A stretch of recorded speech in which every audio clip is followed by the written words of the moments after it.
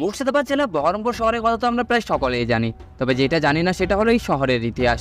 মোগল সম্রাট জাহাঙ্গীরের আমলে ভারত ভ্রমণে এসে উইলিয়াম ক্লিঞ্চ তার ভ্রমণ বৃত্তান্তে এই শহরের কথা প্রথম উল্লেখ করেন। তখন এই স্থানের নাম ছিল সাতপুকুরিয়া ব্রহ্মপুর। মুর্শিদাবাদ যখন বাংলা, বিহার, উড়িষ্যার রাজধানী, তখন এই ব্রহ্মপুর ছিল একটি গ্রাম মাত্র।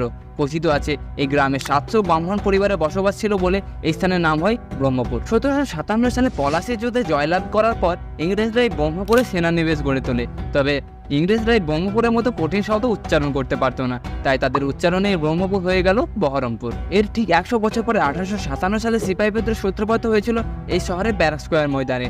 স্বাধীনতার ঠিক আগে দেশভাগ হলে এই বহরমপুর শহরকে পূর্ব পাকিস্তানের অংশে এবং বর্তমান বাংলাদেশের খুলনাকে ভারতের অংশে রাখা হয়েছিল। 1947 সালে 15 আগস্ট ব্যারাক স্কোয়ার ময়দানে পাকিস্তানের পতাকা উত্তোলন করা হয়, কিন্তু এই ভাগ বটারের পরিস্থিতি এতটাই খারাপ হয়ে যায় যে সিদ্ধান্ত পরিবর্তন করে বহরমপুরকে ভারতের সঙ্গে এবং খুলনাকে পূর্ব পাকিস্তানের সঙ্গে যুক্ত করা হয়।